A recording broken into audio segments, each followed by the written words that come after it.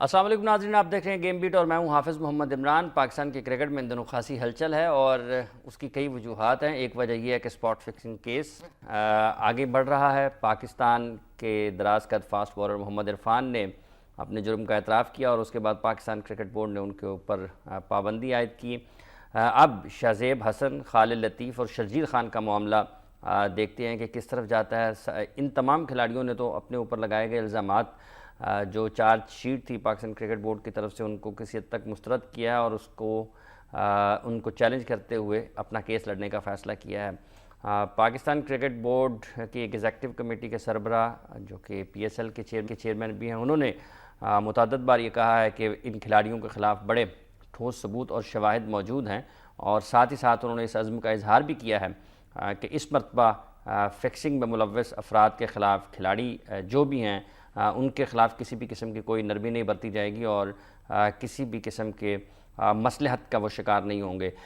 اس case کو لیتے ہوئے اب اس کا پیش منظر کیا ہو سکتا ہے، ساتھ ہی ساتھ یہ بھی خبریں ان دنوں بڑے زور و شور کے ساتھ پاکستان کی میڈیا میں گردش کر رہی ہیں کہ پاکستان کرکٹ بورڈ کی ہائی کمان میں تبدیلی ہونے والی ہے اور اس کے لیے تمام تیاریاں کسی حد تک مکمل کی جا چکی ہیں۔ آئندہ چند روز، 1-2 ہفتے خاصے اہم ہیں۔ شہریار خان صاحب اظہار کر چکے ہیں، انہوں نے ایک پریس کانفرنس میں یہ کہا کہ وہ اپنا استعفیٰ پیٹرن وزیر اعظم میاں نواز شریف صاحب کو بھجوا چکے ہیں۔ تاہم انہوں نے ساتھ یہ بھی کہا کہ اگست تک جو کہ ان کی مدت ہے اس وقت تک وہ اپنی ذمہ داریاں نبھاتے رہیں گے، لیکن جب وہ استعفیٰ بھجوا چکے ہیں تو اگر 2 روز بعد پرائم منسٹر ان کا استعفیٰ منظور کر لیتے ہیں تو وہ عین ممکن ہے اسی دن سے ان کا استعفیٰ تصور کیا جائے اور اس کے بعد پھر وہ پی سی بی کے چیئرمین نہ رہیں، اور ان کی عدم موجودگی میں یا ان کے مستعفی ہونے کے بعد، ان کا استعفیٰ منظور ہونے کے بعد سب سے مضبوط امیدوار اس وقت نجم سیٹھی پاکستان کرکٹ بورڈ کے اس سب سے اہم عہدے کے لیے سامنے ہیں، اور اس میں کسی حد تک ان کے خلاف جو لوگ یا ان کے اس عہدہ جب وہ پاکستان کرکٹ بورڈ کے چیئرمین بنتے ہیں تو جو لوگ عدالتوں میں جا سکتے ہیں ان میں بھی ذکا اشرف نمایاں ہیں۔ اب دیکھنا یہ ہے کہ یہ جنگ جو آنے والے چند دنوں میں شروع ہوگی، اسپاٹ فکسنگ کیس اور یہ پاکستان کرکٹ بورڈ کے چیئرمین کا عہدہ اور اس کے ساتھ ساتھ پاکستان کرکٹ ٹیم کی کارکردگی، یہ ساری چیزیں کیسے ساتھ چلتی ہیں، ان تمام موضوعات پر ہم بات کریں گے۔ میرے ساتھ اسٹوڈیوز میں تشریف فرمائیں sports editor daily the nation, آپ سینئر صحافی ہیں کھیلوں کے، راحیل حنیف صاحب۔ راحیل صاحب السلام علیکم۔ وعلیکم بہت بہت شکریہ۔ ان کے ساتھ ابھی تھوڑی ہی دیر میں ہمیں جوائن کر لیں گے کرکٹ کامنٹیٹر طارق سعید صاحب، اور آپ کو یہ بھی اپڈیٹ کرتے چلیں کہ شہریار خان صاحب ان دنوں سری لنکا میں ہیں اور وہاں سے کچھ اطلاعات یہ آ رہی ہیں کہ بنگلہ دیش نے اپنی امرجنگ یا ہائی پرفارمنس ٹیم پاکستان بھیجنے کے حوالے سے رضامندی ظاہر کی ہے۔ راحیل صاحب، یہ کس طرح سے دیکھ رہے ہیں آپ اسپاٹ فکسنگ کیس کو آگے بڑھتا ہوا؟ محمد عرفان کی پابندی، خالد لطیف اور شہزیب حسن بھی اب ٹریبیونل میں جائیں گے۔ آپ کو لگتا ہے کہ واقعی اب تک کی کارروائی اس حد تک اس لحاظ سے حوصلہ افزا ہے کہ کم از کم جو دعویٰ پاکستان کرکٹ بورڈ نے کیا تھا یا کھلاڑیوں کے اوپر جو الزامات لگائے گئے تھے ان میں سے ایک کھلاڑی نے اپنی غلطی کو تسلیم کیا ہے، اعتراف جرم کیا ہے اور ان کو سزا بھی سنائی جا چکی ہے؟ پیش منظر کیا ہو سکتا ہے؟ اب تمام کے تمام کھلاڑی کسی اور علاقے سے تعلق رکھتے ہیں جنہوں نے کیس لڑنا ہے، اس سے پہلے لاہور والے اور پنجاب والے ہمیشہ پکڑے گئے ہیں۔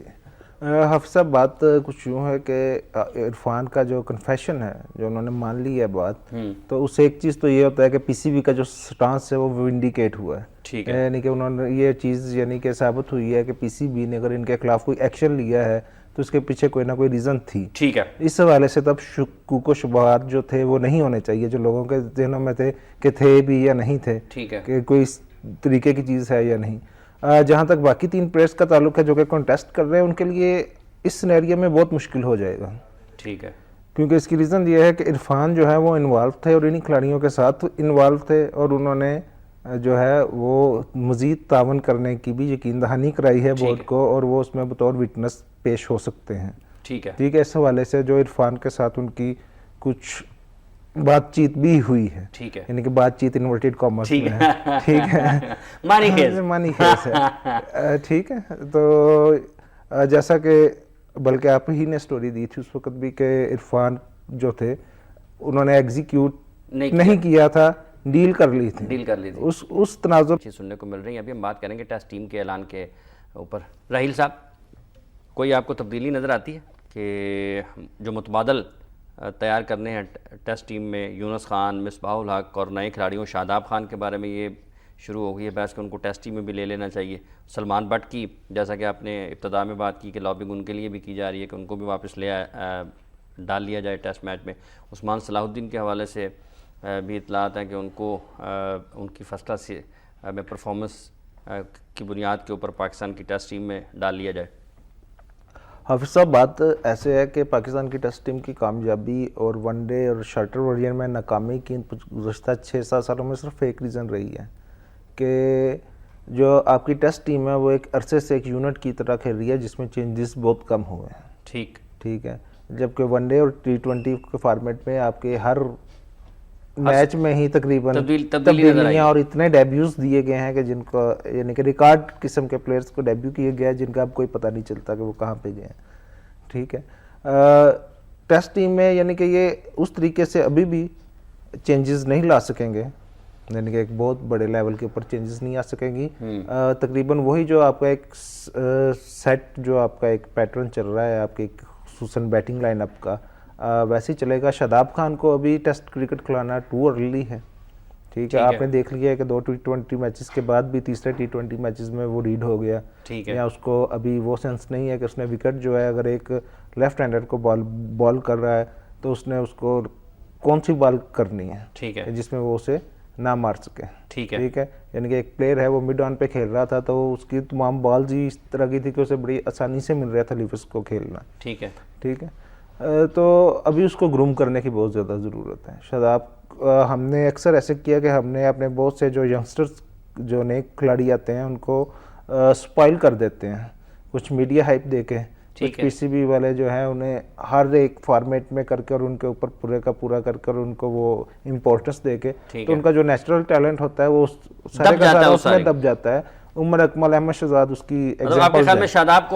شاداب کو ابھی گروم کر کے ابھی ہی از جسٹ 18 ایئرز اولڈ, اس کو مزید گروم کرنا چاہیے. اس کو ساتھ ساتھ آپ رکھیں, شیلٹر ورژن گیمز میں رکھیں, اس کو گروم کریں اور اس کے بعد اس کو جو ہے لانگر ورژن گیم کی طرف لے کے آئیں, کیونکہ ابھی آپ کے پاس یاسر شاہ کی صورت میں ایک اسٹیبلشڈ باؤلر جو ہے آپ کے پاس موجود ہے, رائٹ آرم لیگ اسپنر موجود ہے. اس لیے شاداب طارق آپ کس طرح سے دیکھتے ہیں عثمان صلاح الدین کو اگر ڈالا جاتا ہے اور شاداب کے حوالے سے جو گفتگو ہے سلمان بٹ کے کم بیک کے لیے بھی خاصی چیزیں سننے کو مل رہی ہیں؟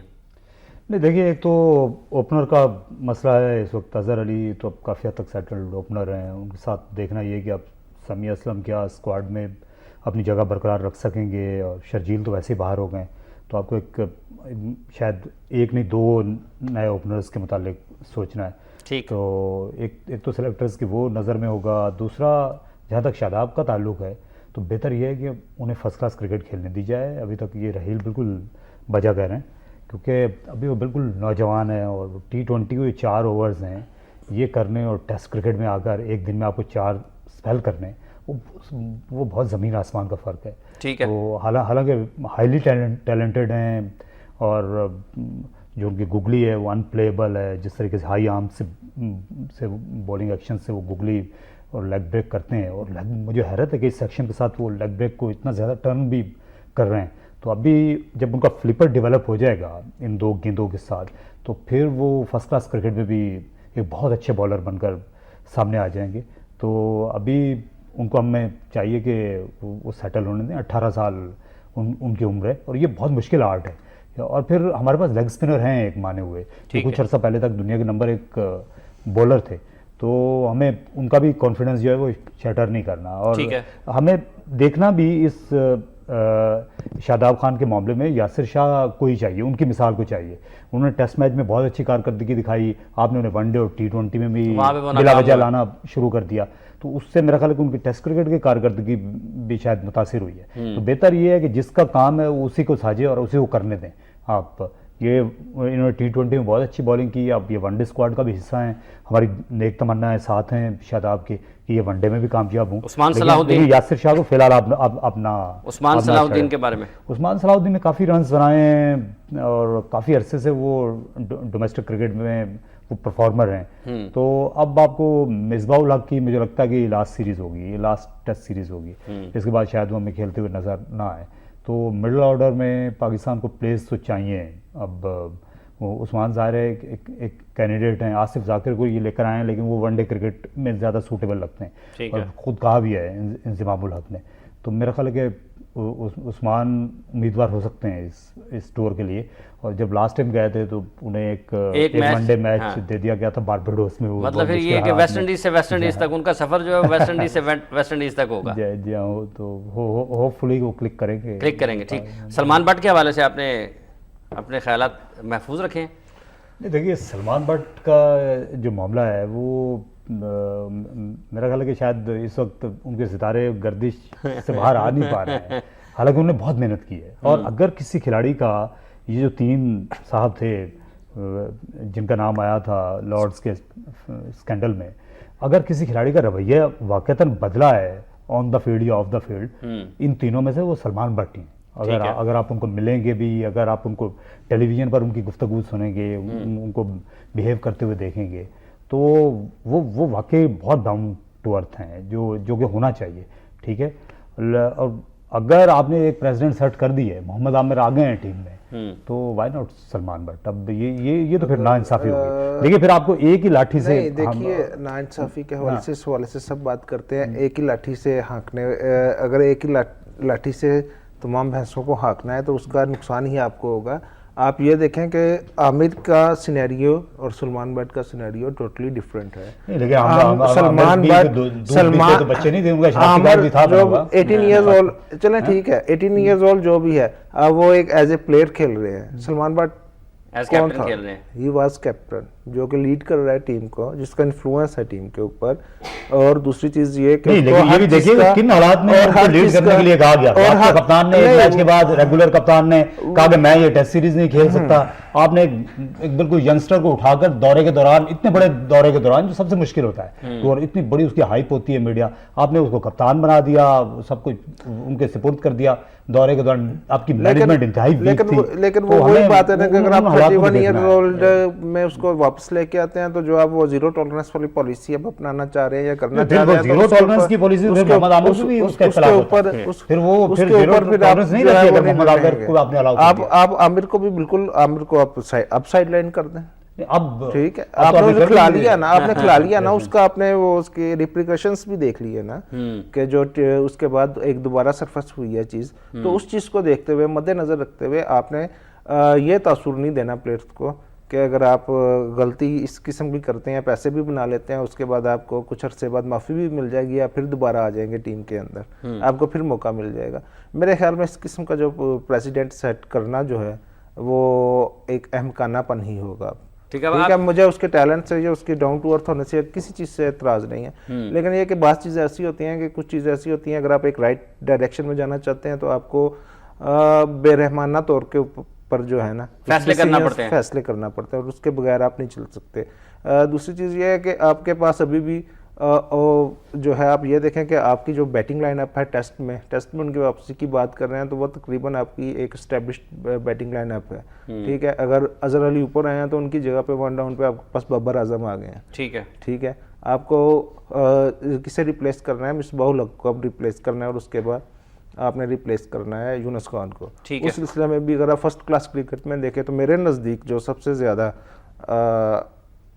جنہیں اس ٹیسٹ ٹیم میں کا حصہ نہیں بنایا جاتا رہا کیونکہ وہ دائرے سے باہر شاٹ نہیں کھیل سکتے، لیکن وہ کامیاب جس فارمیٹ میں فواد عالم، ان کا رائٹ زیادہ بنتا ہے. اگر ڈومیسٹک کرکٹ کے حوالے سے اگر کسی بندے کو دیکھ کے آپ نے لے کے آنا ہے، آپ کے پاس اوپننگ میں سلمان بٹ کی جگہ ہمیں فواد کو بھی شامل کرنا چاہیے اس سلیکشن میں. ضرور لانا چاہیے. بہت شکریہ آپ کا راہیل حنیف صاحب، بہت شکریہ آپ کا طارق سعید صاحب. ناظرین، آپ نے گفتگو سنی ہمارے ماہرین کی.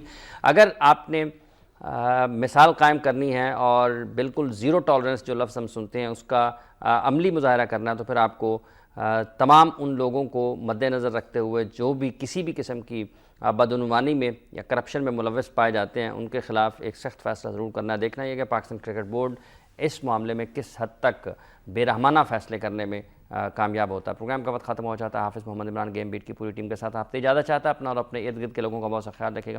اللہ نگہبان.